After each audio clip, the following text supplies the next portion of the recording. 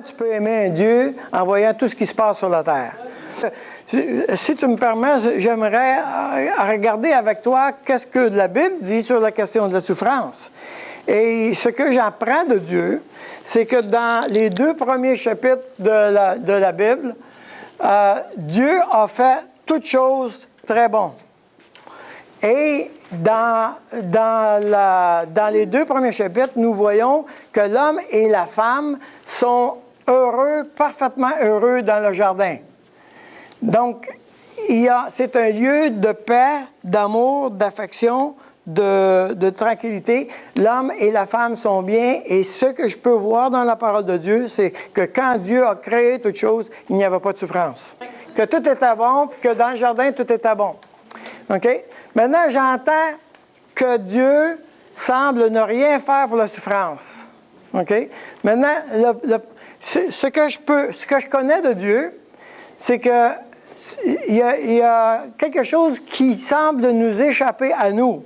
Parce que quand je regarde à la croix, parce que la Bible, elle est divisée avec l'Ancien Testament et le Nouveau Testament, et le Nouveau Testament commence avec la croix de Jésus. Quand je regarde à la croix, ce que je peux observer, c'est que, si tu es d'accord avec moi que Jésus est Dieu, OK? Tout à coup, je m'aperçois qu'il y a aussi à la croix de la souffrance.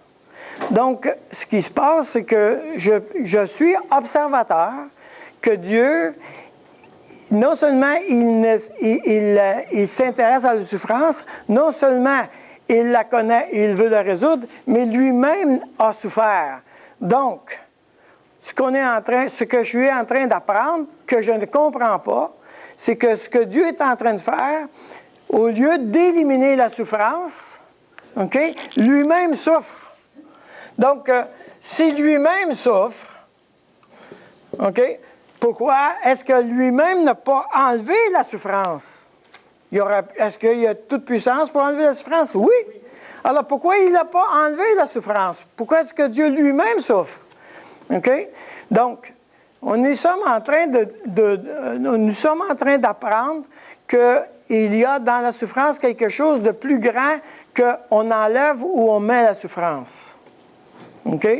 Et ce que Dieu nous apprend dans la parole de Dieu, c'est que la souffrance a commencé quand l'homme et la femme ont choisi, se sont choisis.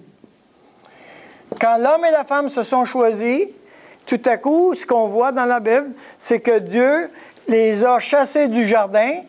Et la Bible a dit que la souffrance va commencer, la douleur de tes grossesses et le travail va être à la sueur de ton front. Donc, nous sommes en contact avec le fait que Dieu n'a pas créé la souffrance, mais elle a été produite par nous. Alors, ce que Dieu veut faire, c'est de ne pas enlever la souffrance, mais la résoudre, la souffrance, ou la cause de la souffrance.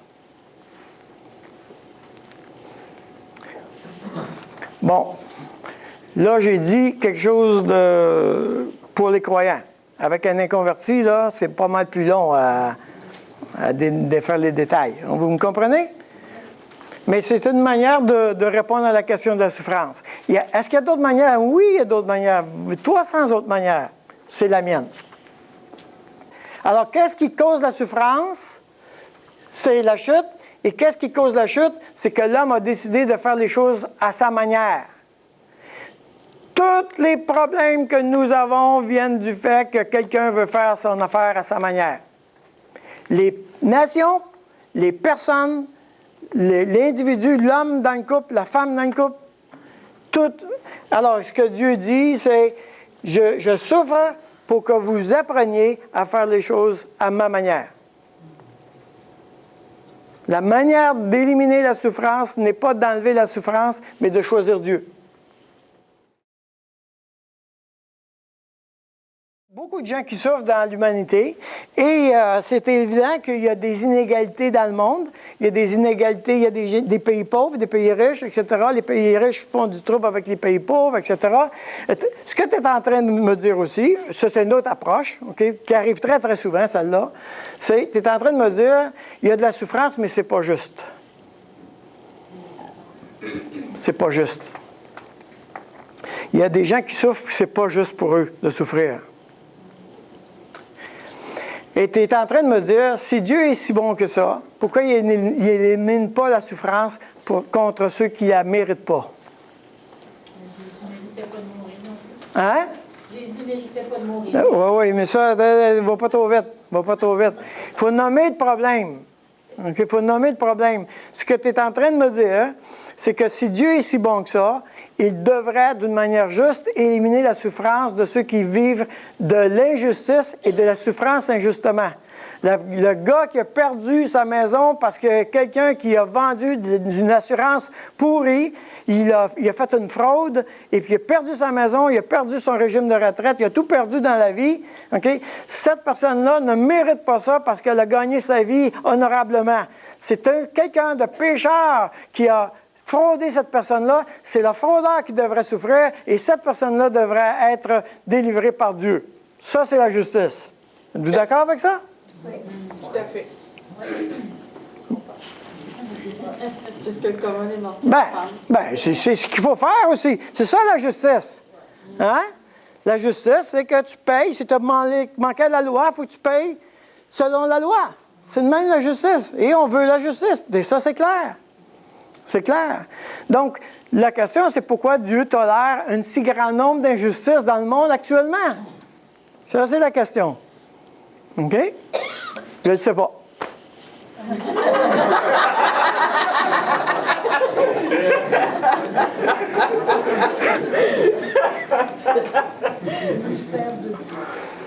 Non, mais c'est vrai quand même, il y a ce sera pas là, Michel, c'est vrai quand même qu'il y a un certain nombre de choses pour lesquelles on ne comprend pas, là. C'est clair. Job ne comprenait pas, il était en train de vivre injustement, OK? La souffrance. Tous ses biens ont été spoliés, son corps a été meurtri. Okay? Puis quand il a posé la question à Dieu, Dieu a dit, c'est parce que.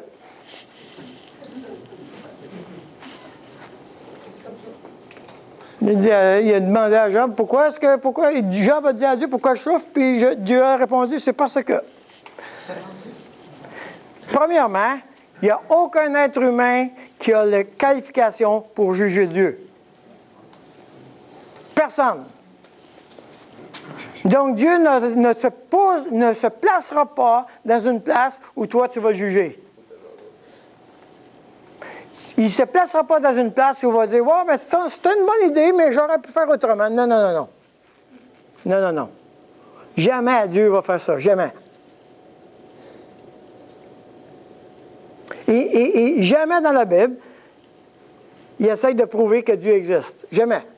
Dieu est là. That's it. Puis que tu le veuilles ou pas, tu n'as pas ce qu'il faut pour décider si Dieu existe ou non. Tu n'es pas juge. Tu ne peux pas te placer dans une position de juge.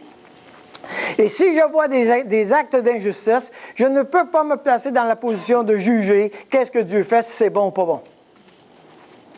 Ceci étant dit, on est quand même obligé d'admettre que Dieu est très préoccupé avec la justice. Et la preuve que Dieu est très préoccupé avec la justice, c'est qu'il n'a pas épargné son propre Fils. Tu ne peux pas passer aux côtés de cet argument-là. C'est impossible d'éliminer la justice de Dieu, de l'écarter du revers, sans tenir compte, parce que la croix parle plus fort que n'importe quel des arguments. N'importe quel des arguments. Tu es obligé de répondre à cette question-là. Hey! Peut-être que tu trouves que Dieu fait des choses injustes. Mais Dieu, là, a envoyé son propre Fils pour mourir pour notre injustice. Je m'excuse, là, mais il s'en occupe de la justice. Mais pas à ta manière. Es-tu content que Dieu ne s'occupe pas de la justice à ta manière? On est bien d'accord pour dire qu'on ferait un beau dégât s'il fallait que Dieu fasse les choses à notre manière. Hein? Avez-vous vu le film? Bon, je vais le nommer celui-là. C'est comment il s'appelle, donc? Bruce le Tout-Puissant. OK? Alors, Dieu lui donne le pouvoir d'être Dieu à Bruce le Tout-Puissant pour un quartier. Okay? Puis là, bien, il y a des requêtes de prière. Qu'est-ce qu'il fait? À un moment donné, il dit, hey, j'en reviens. Oui pour tous. Il dit oui à tout le monde. OK? Qu'est-ce qui arrive la scène d'après? La ville est en feu. OK? Il a donné à tout le monde ce qu'il voulait. Qu'est-ce qui se passe? La ville est en feu, les émeutes, tout le monde est malheureux. Pourtant, il a dit oui à tout le monde. C'est intéressant, hein? Donc, c'est pas parce qu'il dit non que c'est pour ton malheur.